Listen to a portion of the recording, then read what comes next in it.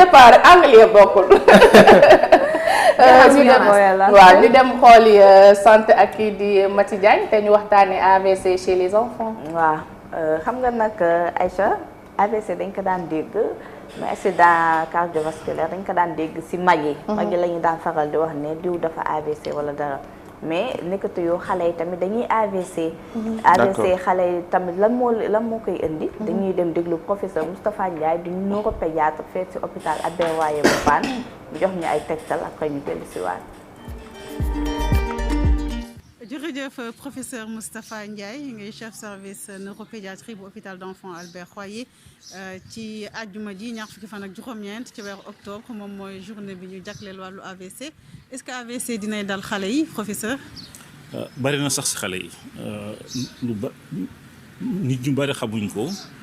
su ñuy wax AVC dañuy xalaat ne mag ñi lay dal mais day dal aussi xale yi différence bi lan la rek. c'est que li koy indi ci mag ñi bokkut ak li koy indi ci xale yi mais ni muy dalee mag ñi lay dala xale yi même si c'est beaucoup moins important mën naa la wax ne par exemple thèse bi ñu mujj def ci AVC ici à Albert Royer sur une période courte ça jël na lu ëpp téeméeri xale ça veut dire que bari na. dayo bi kan mi ngi commencé law ci Sénégal. dayo AVC ci xale yi mi ngi commencé bari na trop surtout que. si xale yi nga xam ne dañoo am drépanocytose soo xoolee Sénégal drépanocytose bari na fi du hasard que ñu ubbi fii benn unité boo xam ne spécialement pour drépanocytose c'est parce que dafa bari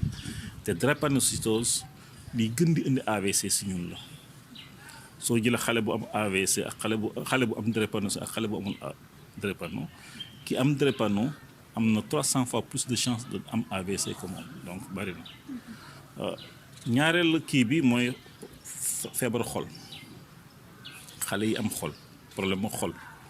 et xam nañ ne problème xol bi li koy indi fii Sénégal lu bari mooy angine yi angine buñ fajut ni mu waree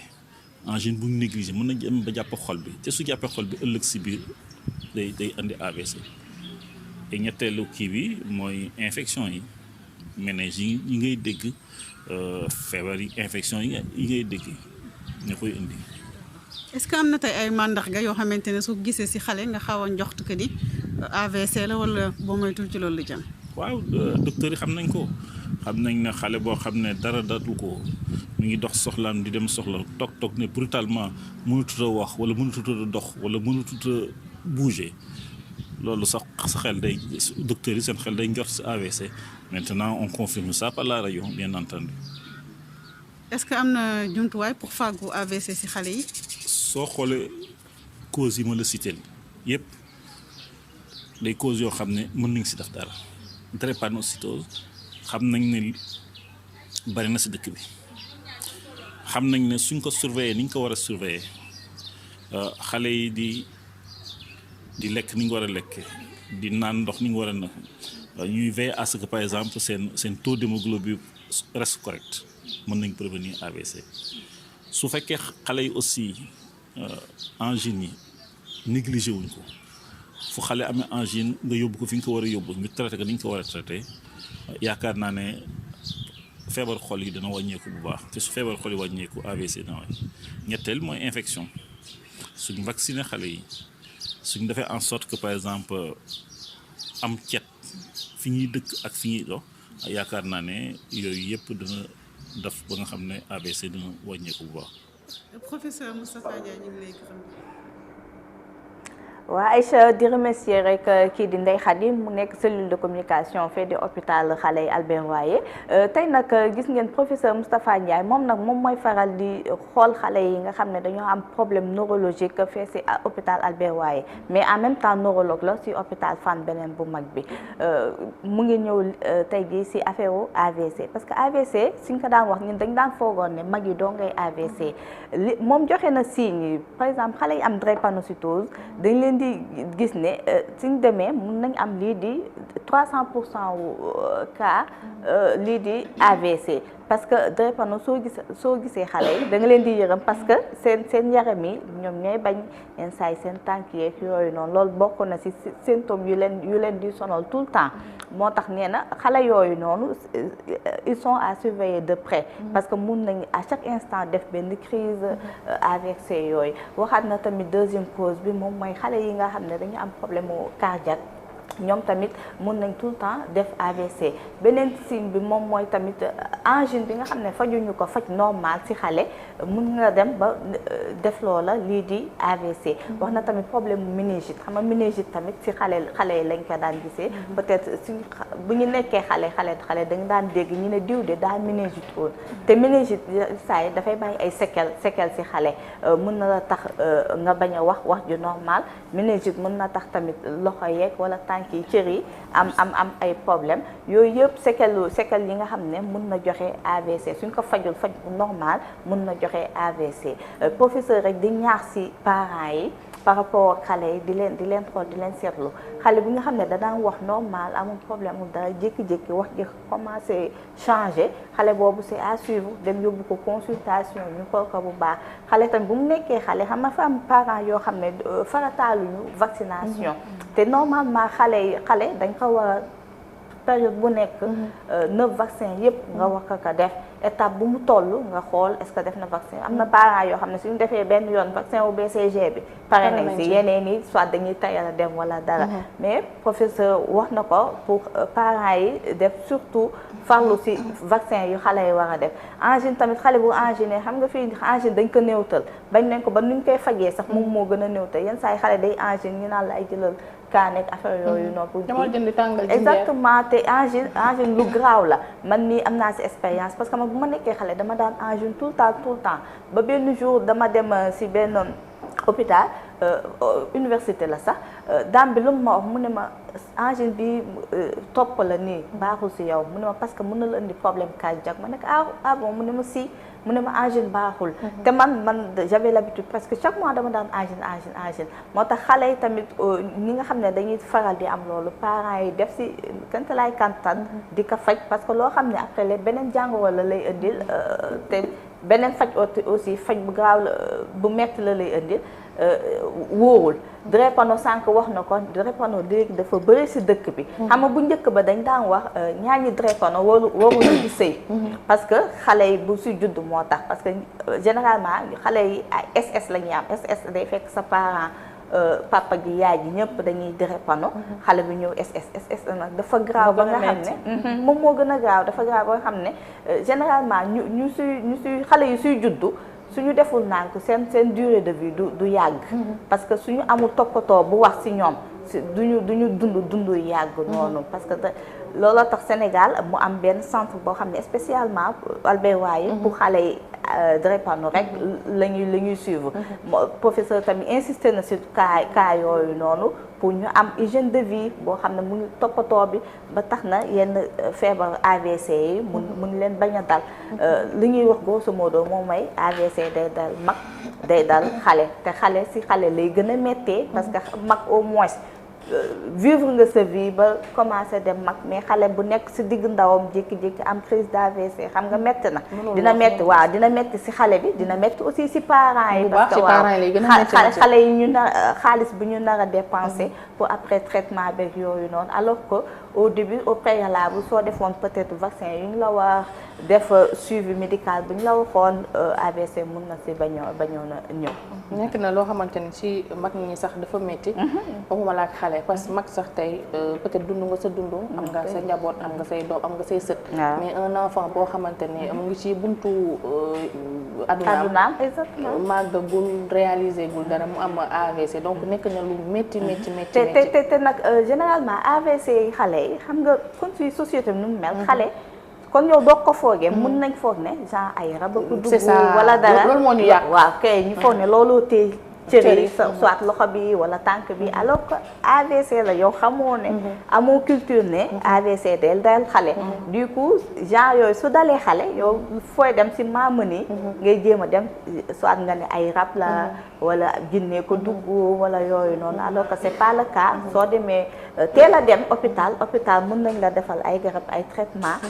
macha allah nga mën ci faju wér parce que même mag yi da ngay gis ñu AVC mais après dañ leen defal rééducation seen lépp ñëwaat comme bu dee xale bi tamit xam na war na mun a soo teelee dem même chose tamit jàppale ko yàlla jàppale ko bu mu wér ak jàmm. est-ce que foofu lay gën a complexé ci rééducation bi. ci côté xale bi. pourtant pas tellement parce que xale xam nga comme ni ngi naan bant si tooyaay bi ngeen koy jubbanti waaw xale tamit soo ko teelee jubbanti tamit dina teel a changer parce que dinañ gis am na kaawu IMC am mos naa ko fi waxtaanee am na xale yoo xam ne tamit dañuy juddee soit seen tànk yi dafay am laago seen loxo yi mais ñoom dañuy dem rééducation am na ñoo xam ne macha allah au bout d'1 an 2 ans de seen cër yi day normalaat tak moo tax ma ne xale si la gën a gaawee que mag rééducation xale parce que say cër waaw kay dëgërul noonu soo ko jubbantee dafay normal ak loolu même wax ji xam nga dañuy gis yenn saa yi xale bu juddoo ak dër amoon na fii centre verbotenal peut-être xam ngeen ko foofu dañ daan jubbante wax ji te am na ñu ngi si gis ñoo xam ne ay xale yoo xam ne dañ dem ba wax ji dafa normal fi la waxoon ne diw moo nekkoon nii yow doo ko xam donc du coup prévention bi maanaam teel a dem hôpital teel a dem traitement bi bu jàpp ne olof doom wala loolu nag da nga ci war a insister de soxna Mati pourtant chaque fois dama si insister suñu maanaam même bu fekkee Ndakaaru fii sax tene na mais ci suñu kaw gi parce que maa ngi wax ay sitiam ma nekk généralement nit xale yooyu dañuy foog ne ay rab wala jinne moom moo leen di tal man xam naa ci exemple yu bëree bëri parce que ci dëkk ba ma dëkk souvent da ngay gis koo xam te ni maanaam day juddu mais comme li nga wax ni lay amee défaut yenn formation yi mais dañ koy xaw a sàgganee sax maanaam sax xale bi sax maanaam moom day sentir seul maanaam dañ koy wàcc daal maanaam dañuy foog ne kii daal pare na daal maanaam yàlla moo ko def nii dañuy découragé ci moom duñ ci def benn effort wala sax buñ ci def effort ci maam yi la ñuy dem te maam yi aussi souvent dañuy gën a andi dañuy sax gën a yokk problème donc c'est bien nga insister si hôpital fii surtout hôpital Fann am na beneen hôpital d'enfants bi Diamniadio aussi am na ay spécialistes ñoo xam ne uniquement pour loolu la ñuy def xale mais aussi ñëpp mënuñu dem ci hôpital yi nga wax nii waaw parce que mais hôpital yi am na ñoom dañ ni tamit yàlla mayu leen koom-koom gi nga xam te ne dinañ mën a paas yaa ma dégg ñëw ba ay Ndakaaru ci yenn hôpital yi quoi état bi aussi foofu la amee solo ministère de la santé décentraliser yenn mbir yooyu noonu voilà je pense que loolu c'est très important moo ëpp solo nekk fii di politique rek des fois tamit aspect boobu noonu peut-être entourage bi ñooy xaw a lajj parce que tey boo gisee benn mañoon am lu ni mel nga gis benn Aïcha Thiam bu dëgër fit à la place de mañoon déggal na ko mu ne ko yóbbul gone gi hôpital mais da koy naan moom de kañ la ko dal mu ne ko bu mu wàcc école la ko indaale donc tig sama bopp fan lay dem comme li Mati wax kon dafa wàcc école am lu mu tasel dafa wàcc école am lu mu gis dafa wàcc à la place de ñu xalaat ndax AVC mën na ko dal ci yoonu école par stress par leneen ak leneen ñu daw yóbbu ci hôpital mais noonu dañ naan moom bu mu jógee école am na lu mu tasel nangam ak nangam nekk nañ ay docteur vite fait alors que waxuma xale rek mais mag sax bopp buy métti man presque c'est 2 heures de temps semaine hôpital donc waxuma la xale boo xamante ni vraiment il est sans défense xale boo xamante ni am na avenir bu bëri devant lui donc nañ leen di bàyyi xel boo yoree doom day koy bàyyi xel comme exactement loolu la yeew gis sa doom benn bët bu xonk wala gis sa doom lenn am na benn xale boo xam ne dafa amoon benn boule si au niveau du cou mais yaa ji teelu si bàyyi xel ba après mujjeen ay opération day développé ba mujjee nekk leneen loo xamante ni moo tax sa doom boo ko amee del bàyyi xel ni sama yaay da lay liir sax da lay dindi couche dindi lépp di xool fu nekk c'est vrai il paraît que maam yi noonu lañ daan def xale su juddoo dañ koy teg xool est-ce que cër yi ñëpp mbët na loxo bi mbët na leneen organes yi yëpp waaw kay ñëpp est-ce que mbët na mu toogaat 1 mois 2 mois nga xool seetlu est-ce que mu ngi xool bu baax xool est-ce que bët yi baax na xool est-ce que noyyi bi cœur beeg yooyu noonu xale da ngay am seetlu si moom xale sooy faral di seetlu gis loo xam ne mosutoo gis soo kiwee nga dem hôpital poste de santé moo njëkk poste de santé après peut-être moom moo lay orienté nga dem ci hôpital yeeg yooyu noonu te léegi faj yi pour te dire xale yi taxu ko cher noonu mag yi peut-être waaw kay c'est gratuit mag yi ñooy gën a cher mais xale yi léegi Sénégal franchement nag ministère de la santé gouvernement bi waaw taxaw nañ leen côté yooyu vaccination yi aussi c'est gratuit te sànq professeur wax na ko nee na vaccination yi nga xam ne soo ko deful normalement mun na la indil méningite bi tamit mun na la dem ba AVC la kon parents yi dañu war a farlu ñu yóbbu xale yi pour ñu def vaccination am na ñoo xam ne tayal dong moo leen di tere dem gis nga mati am ñoo xam dañu sàggan ba sàggan avant même l'enfant vienne au monde ñoom seen bopp bu ñu nekkee en état benn yoon la ñuy dem consultation consultation prénatale da nga gis koo xam ne ëmb na ba wasin du ko def hôpital la je me porte bien ëmb du feebar nana nii nana na alors que ëmb du feebar mais demal nga xool mun na am nga am doom boo xam ne si biir am na ay problème wala am na malformation ko teeloon déceler du yegg foofu mais foofu la ñuy njëkk a sàggane après ba xale bi juddu nag mu nekk mara day taale wala mu nekk c'est trop tard donc nañ leen siy bàyyi xel yaakaar naa bakkan fort na fort boo xamante ni am na ñoo xamante ni tey mën noonu lañ fay sa ay milliards pour gis benn bant donc bu la ko yàlla mayee toppatoo ko nga sabablu nga teg ko ci yoon bu baax a baax a baax c'est pas des millions c'est pas des milliards encore une fois mais seetlu la ak taxaw ak toppatoo njaboot ak sàmm njaboot li ñu koy waxee waajur bu nekk sàmm nga am na solo bu baax a baax waaw comme ni nga ko waxee programme élargi de vaccination bi duñ ko indee ba instauré ko fii ci Sénégal am na lu bëri loo xamante ne da ko wàññil xale yi ñu daan def genre poliomyélite yi nga xam ne bëri woon na fii voilà léegi wàññeeku na di lompoñ di loof ak malnutrition bi lu ci bëri gis nañu tey vaccin yi nga xamante ni moom la ñuy def moom moo gàgganti yenn ci ay rëkk-rëkk yi nga xamante ni moom lañ doon gis alors que Sénégal ñu ci bëri dañu xaw a ragal vaccin c'est ça le problème c'est ce qui nous arrive tey ji ak vaccination bi ñu jëmle ci Covid-19 alors que tey bu ñu xoolee ci wàllu yi dama yaakaar ni suñuy docteur ñoo war a gën di am ouverture te dama koy gis sax nag Albert Royer wax dëgg yàlla docteur yoo xamante ni ils sont ouverts dañuy dajale yaay yi di leen waxtaanal di leen xamal li nga xamante ni surtout waa drépanocytose yooyu noonu seen parents yi dañuy sonn ndeysaan parce que xale yi crise yi da leen di dal souvent duñu am man par exemple man mi sama sœur sa fille elle est drépanocytaire SS mais da daan sonn ba mu jógee France la dem foofu peut-être moom mooy gën a am suivi beeg yooyu noonu mais xale yi da nga leen di gis suñu hospitalisé parce que xale yi généralement chaque 2 mois da nga leen di gis dañuy hospitalisé wu parce que seen loxo yi moom mooy bañ seen tànk yi moo tax au finish AVC bi professeur bi wax da ngay gis ci ñoom xale yu bëre dañuy am problème yooyu noonu. am na solo nañ toppatoo xale yi te bàyyi leen xel bu baax a baax a baax